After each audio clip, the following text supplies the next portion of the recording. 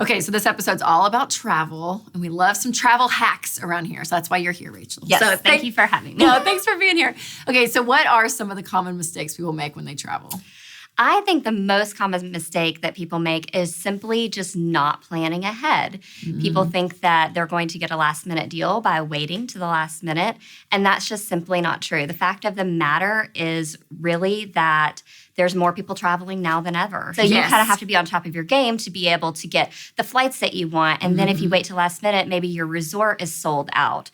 So you definitely do have to plan ahead, especially if you're traveling during those high seasons. Okay, so intentionality is key. Correct. That's what we always talk about, you guys on the show, including your travel, because I do love travel and I do love to plan. So the fact that you're a travel agent, do you love it? How long have you been doing it? 6 years. And yes, I love it. It's not too shabby of a gig because we get to go down and check out the resorts firsthand and see what's going on down there. And so fun. That way we can tell the clients what to go, where not to go. Yep. Okay, so any other tips, since this is like you're an expert in all of this, any tips for people traveling on a really tight budget? On a really tight budget. Well, we touched on plan ahead, but also, and this is something that a lot of people might not be able to control, but the time of year definitely influences the price. That's good. So if you're looking to travel spring break, summer, Christmas, basically anytime the kids are out of school, it's going to be higher in price. So if you can travel on the shoulder season, meaning right before the kids get out of school, or maybe right after they go back, or maybe the week after Thanksgiving, but not into Christmas, you're definitely going to see some major deals during those times. That's so good. Yeah. Actually, Wednesday night, we went to the beach. This was a few years ago. I think it was like end of August, because most people in the South start school like early August. And Rachel, it was empty. Like I could not believe it. And we were like, this is our thing. If we go on trips, we are going to go when every other kid is in school because it's not crowded. And we got like an extra 30% off because our condo wasn't booked. And you can definitely find some deals when everybody's not there. It's good. So not traveling during the high season, you get to avoid crowds, you get better deals, all the above, right? Okay, so what's some other mistakes people make? So one thing that would seem completely obvious, I think, but to a lot of people, it creates stress starting off the vacation, is not putting enough time in between your flights. So if your connection time is 45 minutes and you're in the Atlanta airport and you have to go from a domestic gate to an international gate, you better be wearing your tennis shoes because you're going to be running. Home alone style. Yeah. So just make sure when you're looking at those connections, make sure you have at least an hour and 15 minutes is typically enough time. And because flights, you start boarding 30 minutes before departure. Correct. So if it's a 15-minute layover, you literally have 15 minutes to get there before they're starting to board. So and international travel, at least 2 hours for customs. Okay. Yeah.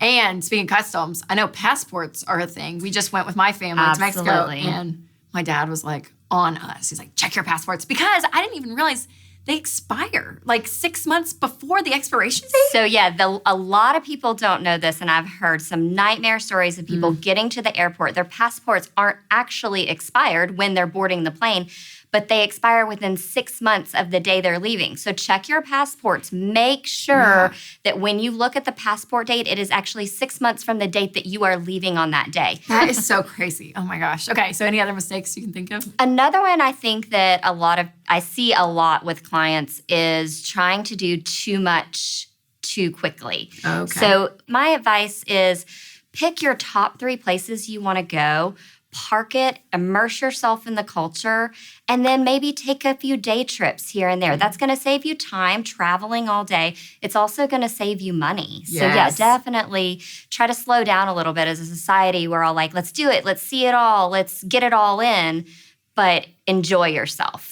So when would you use a travel agent? Like when would you recommend You would definitely use a travel agent when you're going international. So if you're looking at a trip, for example, to Europe, there's a lot of components that go into making those reservations and booking a trip like that. So we would take you from flight, transfers, hotels, tours, wrap it up all in a package. It makes it easy so the client knows exactly where they're going, what they're doing, who they're meeting, where they're staying. So good, yes. So much easier than trying to piece it all together and figure it out on your own. Yes. Okay, so how much is an upcharge for using an agent? Because that all sounds amazing. For my company, we don't charge anything. And about half of the other agents out there also don't charge anything. But I would say nothing. That's amazing. But I would say make sure if you do use a travel advisor, ask them up front, what are your fees? Because they're going to tell you up front if they charge something. We always say, no charge. We're paid by our hoteliers, our tour operators, our suppliers, our wholesalers. Oh, wow. That's so good. Well, the first time I ever experienced all of this was when we went to Disney World. The magical place on earth. And it is magic. Like, I do not believe when people are like, it's terrible. It is not. It's wonderful.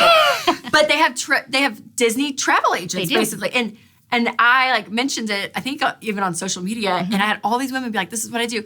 And that it cost me nothing. And this woman literally booked all of our restaurants, our hotel, all of it. Your fast passes? Yes, everything. Everything's taken care of. So that is true with the travel agent, even if you're going to the Caribbean or Europe, because you're partnered up with the tour operators, with the suppliers, with the hoteliers. So we have relationships with them. They're able to get those prices at a discounted rate. Yes, totally. Okay, so when would you not use a travel agent? So you probably wouldn't want to use a travel agent when, if, say, you and your family are just looking to have a beach house down in Florida or wherever your local beaches that you can drive to.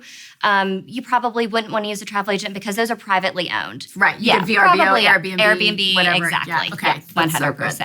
Rachel, so fun. We should go on a trip. Yes, we should. Well, thank you so much for coming on, Rachel. Thank you so much for having me. Such good tips, such good information. Thank you.